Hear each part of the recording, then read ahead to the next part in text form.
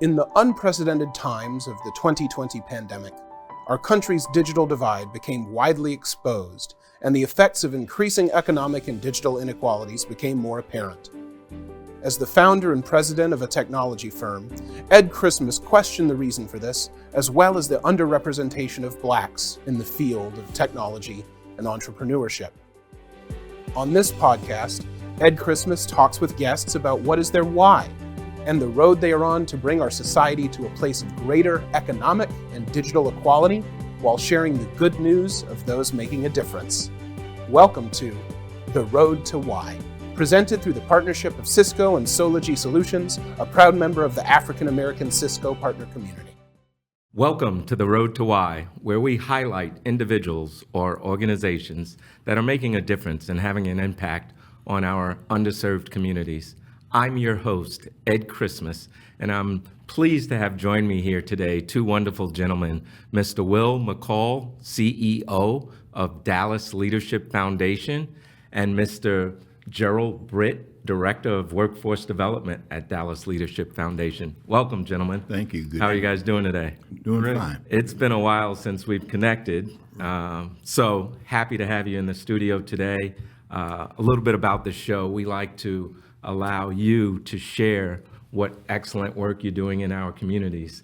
So it's going to be free-flowing, no difficult questions, no wrong answers. With that said, I'll start with you, Will, as the CEO of Dallas Leadership Foundation. Mm-hmm. Can you just share what the organization is about and what you guys are doing from a mission and vision perspective? Yes, so Dallas Leadership Foundation is a Christian nonprofit focused on finding leaders in underserved communities and going into those challenged communities and allowing those leaders the support, the environment where they can help themselves and their families and their communities to flourish. So we spend time in neighborhoods, about 13 different neighborhoods across the city of Dallas. We work in Hutchins State Jail. So we run a faith-based building in Hutchins State Jail. We're responsible for 232 beds, so all the programming for about 10% of that facility. And then we're in schools, and so we're in about 3 or 4 different schools in South Dallas and Richardson. Okay. And we do leadership development there. And then the area that Gerald leads is workforce, which supports all of them, especially the area of men and women coming out of prison or justice-involved men and women. Sure. So on the workforce development side, Gerald, share a little bit about what you're doing and how do you get these individuals prepared for the workforce? As you know, that's a challenge in today's society. Companies always saying individuals aren't ready to come to work. What are you doing in that area? Yes, interesting. The challenge really is more on the side of companies who are professing to want to be a part of that than it is on the part of the people who we're training and getting ready for the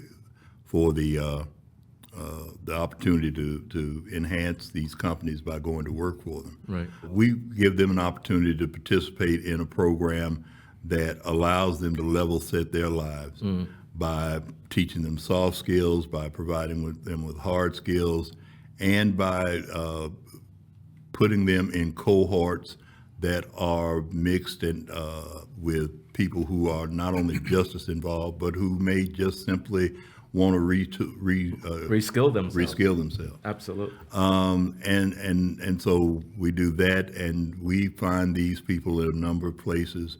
We form partnerships with other organizations that work with the formerly homeless, who are participating in what are called rapid rehousing programs, and which means that they have to either be looking for work, be involved in a job training program, or be employed. Got it. And they have like a year to do that, so we bring them into our program as well. So Got it. Putting all that together, we provide people with an opportunity to change their own lives. Yeah. Interesting, and you talked about some of the challenges, and as far as companies being prepared or willing to take in these individuals. So what would you say some of the challenges are for the organization? I think the first challenge is just believing that our men and women want to work. So they have, oftentimes we have to help companies and individuals reshape how they see those who are justice involved or coming out of our communities or coming out of certain schools. Yeah. So our work is to do the relationship work. Got it. And we talk about being a leadership organization. We talk about being a Christian, a nonprofit. But number one, well, we are Christian, number one. But secondly, right behind that is we are a relationship organization. We spend time with people. We sit with them. We get to know them. We understand them. And then we ideate with the folks on the ground to create their way forward, their pathway forward, and solutions that they own because they help to shape those solutions. So that's how we kind of work. But we do that, and then we do the same thing with employers as we get to know them. Yeah. I met you guys through South Dallas Employment Project, which was very interesting. I was intrigued of what the South Dallas Employment Project is doing and the funding behind it. And, your organization was brought up to me as a company. We're always looking for skills that other people aren't grabbing at, especially as a minority business. So it was very key for me to say, how do we expand on this? Right. So with that said, can you share any success stories that you've seen since you've been doing this? By the way, how long have you been doing this? We've been doing this about 3 years now, longer than that, but Yeah, so we started workforce. You're asking about the workforce-related work. We started in 2019. Perfect time. Yeah, right. To shut it down in 20. Right before you can't. Yep. And then we started back up in 22. Okay. And we really got our footing. Gerald has done a phenomenal job at just leading that charge along with Joe Mills. And so we've been doing it since then. So really 22, we've been going continuously without any breaks. Got it. And that's tied into Dallas County College? yeah, Dallas Community College or Dallas College is providing us with instructors, with, in some cases, equipment, in some cases, facilities to help us to be able to give not only great training, because we've known all along that community colleges are where the best training is done. But also to give us credibility. Right. Because when we walk in and say that Dallas College is one of our partners, Right. Then they know that it's not a fly-by-night organization, or that they're not just going to be provided training and then given the newspaper and said, go find a job. Right. So back to that question, tell me a success story. You guys probably have it from different angles as CEO, as in charge of the workforce development. Just tell me a story that sticks in your mind, because this show's about the road to why, what's your why? There's something that makes you wake up every day and say, that's why I'm doing this. Can you share anything around that? I'll let Will go first. I'll go first. I'll start with Neiman. He got out of Hutchins State Jail, I believe, January or February of this year. Okay. We also have a transitional workforce home. So he went into that home. Then he went into training, and he was trained. And we also have another partner called Forge Now, and he was trained in HVAC. But you can't get training, and it's full time. All of our programs are 8 weeks full time. So you have to have a way to make it in those 8 weeks. So he did that through our home, and now he works. I can't remember the name of the company, but this is a guy who was in prison earlier this year. Yeah. Okay, he had to get his license, all his Social Security card, all that, and now he's making a livable wage. He should make somewhere around $50,000 to $60,000 this year with overtime. Definitely nothing less than about 52, probably a little more than 60. Right. And he speaks of how he is so excited emotionally, mentally, spiritually. I'm quoting him loosely because he just said this, and then financially. Right. And he's saving money. He's still in our transitional home, but he's got thousands of dollars saved. And so we have different guys who have walked out, done this, left our home with, somewhere between $5,000 and $18,000. Wow. That's pretty impressive. Yeah. The one story that comes to mind with me is not necessarily the story of a student who was formerly incarcerated, but from the community who heard of our program, wanted to participate. There was just something that was bright about her. When we were doing the training, she was helping the guys Really? get the training and go through and understand the projects that they were doing. And it was like I said, just something particularly bright about her. And I remember Joe Mills, who's my workforce development coordinator.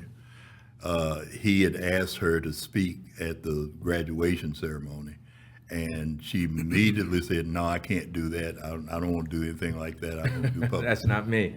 And then all of a sudden she said that she'd do it, and she knocked it out of the park. Wow. Yeah. And just so happened that another nonprofit executive director was there, saw her. They have a housing project going on. He had a spot open for an intern who was going to be working closely with the project manager, and wanted her to take that opportunity. She took it, and she again is knocking it out of the park. Now, what makes that important is once she finishes that internship, she'll be able to go anywhere she wants to go. Wow.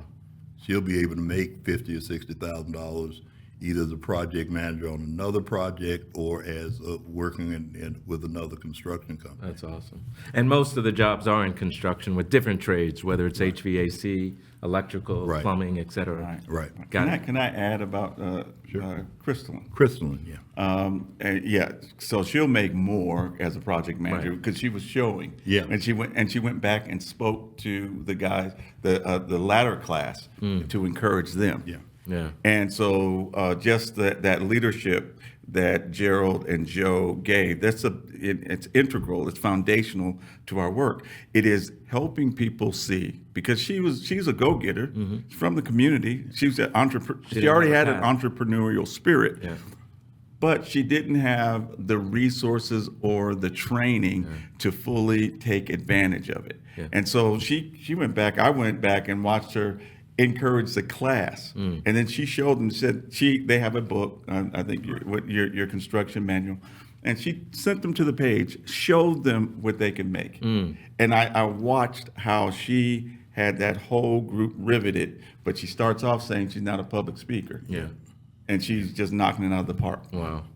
So as far as those types of jobs, getting into the community, how do you get the word out? And this is the reason for the show, so you guys could share all the good things you're doing, but are individuals coming to your organization, knocking on the door, or are you searching for these individuals outside of the correction facilities? Yes. Yeah. Now they're coming to us. Okay.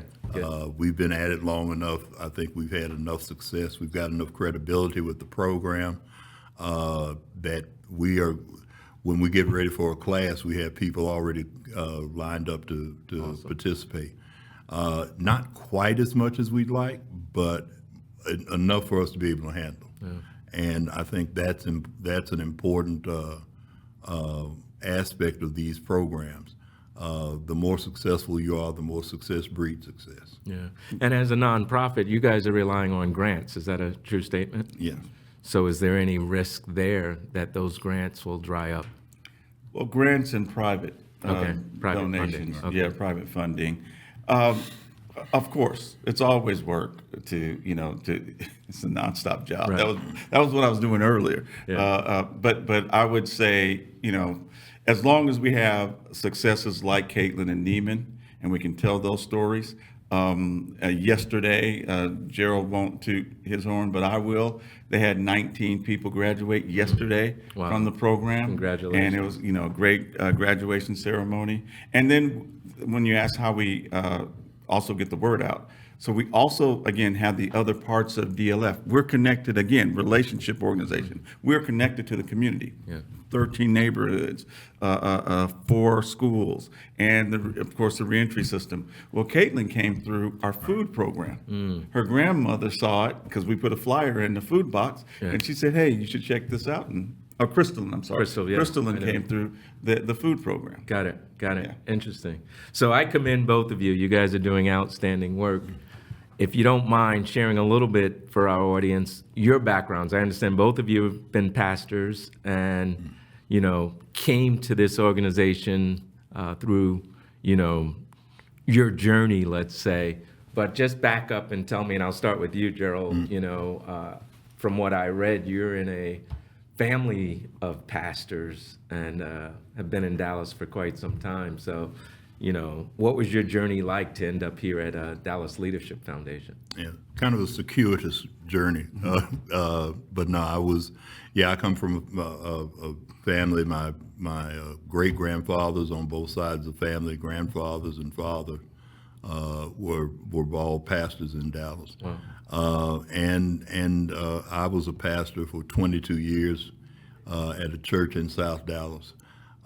For several years, it was a much more traditional type of pastorate than I wanted to admit, or than I like to admit, and had at some point had my attention called to the challenges that people were facing, not just around the corner, but across the street. Yeah. And as I began to have opportunities and take advantage of opportunities to do something about those challenges, we engaged in site-based public education reform, housing, job training, and other aspects through community organizing. Doors started opening up for me to be able to do more. Got it. And so I was offered the opportunity to join an organization called City Square as its vice president of public policy and community program development. Wow. And supervised all the programs there, as well as developed its program, public policy program. And so did that for 15 years, and after that was looking at doing some other things and relaxing. Yeah. And Will called me and I'd like to say made me an offer it didn't make sense to turn down. Got it. Yeah. Good for you. What about you, Will? I come from a long line of pastors too. So Okay. My father was a pastor, great grandfather, great. Wow. And then the other side of the family are businessmen. And then we have a group on both sides that we don't talk about. Okay. We all have it. In mine, they're mixed in. Yeah, on both sides too, and maybe more on the preacher side than the business side. And so I had no plans on doing this, and I've never been being a pastor. I was a business guy, and I didn't come to the ministry until I was 30. Okay, I was running from 17 to 30, and I had to leave. I grew up in California. I left California, came out here. My father was pastoring at that church, and he told me when I finally gave in, he said, I knew you had to leave with me. You had to leave California and leave our church to accept your call. And then, but I still had I didn't feel a call to congregational work. And, but I cared about, I was in finance and real estate. And so I cared about community and all that. And literally this job found me too. Okay. They called me. I didn't know anything about it. They were pursuing me for a person was pursuing me for the business side. And then the resume got to the person that founded Dallas Leadership Foundation. Wow. And so I just came from the business world, and this place called me and found me in 1999. So it's the only, nonprofit job I've ever had. And I'm also I'm an associate minister at Friendship West Baptist Church, Big Church, Okay. And then I'm also a pastoral fellow. So I am a part-time pastor at a Highland Park Presbyterian Church. Got it. No, that's amazing. So, our audience, is very eye-opening for me during this year's election that a lot of people say some communities or individuals feel forgotten. So I would imagine the communities you're in, we call them underserved, but other term has been forgotten communities. Can you share with our audience, what those communities are going through? What's a day in the life of, individuals in those communities? We know they're, food deserts, medical deserts, all the above, technology deserts, but, what are you seeing out there? And, it sounds like you guys are giving individuals hope. You talked about transportation being an issue, right? Mm-hmm. What are these individuals faced with? Yeah, I think, the one thing we need to understand is that these are communities that have always been forgotten. This is nothing new. I was sitting in a meeting not too long ago where we were dealing with issues of education.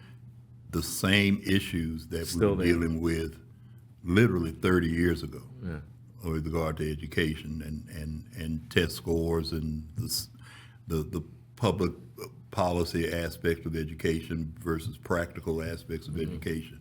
And so these neighborhoods have always been forgotten, which is the challenge. Right. How do we direct the city's attention towards these neglected areas and put us forward? Now, no matter how much progress is being made, the challenge now is continuing that progress without pushing these people out. Right. And making sure that they are able to withstand what I tend to refer to as a long night of neglect, and have them participate in the redevelopment of their neighborhoods, and not just be pushed out. That's the challenge now.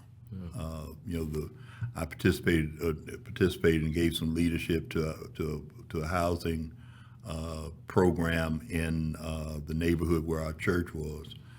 When we started looking at those at the lots that we were trying to buy to build the houses, there was not a lot in that area that was worth more than $3,900. Wow. And we built houses on them, moved families in, 50 homes on lots that were $3,900. Those lots immediately increased in value. Right. But now that increase is like quadruple. So literally you can find lots in that vacant lots in that same neighborhood. Now they're worth $15,000-$20,000. Yeah. So and you know that what's going to happen to people who live there now is that they're going to be pushed out. Yeah. They won't Taxes are going to be raised. Yeah, so they won't be able to participate in the redevelopment of their own neighborhood. That's the challenge that we've got now. And I would, because we sold a few. Yeah. That we had, I would suggest it's higher. Yeah. It Yeah. may be, I think it's more in the $30,000 Wow. to $50,000 range. Amazing. And those are the undesirable lots. Right. Because when we go in and we look at, again, those 13 neighborhoods that we work in, heavily south of the 30. 30. And then also outside of Hamilton Park, heavily south of the 30. The affordable housing prices in those neighborhoods that they're building, affordable housing is called $425,000. One neighborhood is 409, housing starting $495. Yeah. 495, a $500,000 house. It's called affordable, Yeah. because that's what this city is all about. The city is about taking care of the wealthy. How many low-income apartments did we see being developed? How many luxury apartments? Matter of fact, I thought if you looked at Dallas, you would think luxury is a part of the word apartment because that's all that's being developed. When we look in our neighborhoods, our people are spending over 60% of their income on rent only. Okay, and coming from that world, you're supposed to spend about 30% for all your housing costs. Right. And your rent, That's utilities, all the that. above. But they're spending 60+%. And these aren't high-end buildings, and it's low. They're getting $1,400 is a norm. $1,800, a little over, I think it's $1,834 is the average two-bedroom cost. That you need a household income of about $73,000. Our food program, 95% of the people, their households make $35,000 or less. Got it. So when the city says economic development, can it be done without raising up the livable wages in these communities? Oh, No. No. So don't they see the importance of education and training, reskilling? It's I think every responsible party sees the importance of it.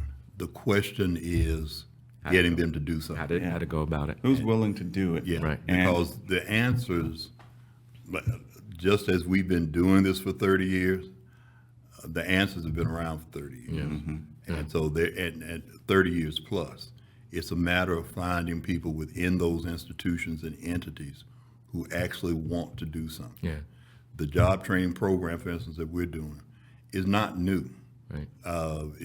We started a job training program like what we're doing with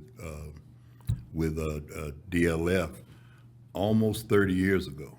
Roger Enrico, who used to be the president and CEO of PepsiCo. Got it. Don Williams, who used to be on the board of directors of Trammell Co. 30 years ago, worked with us to develop this type of program here in Dallas.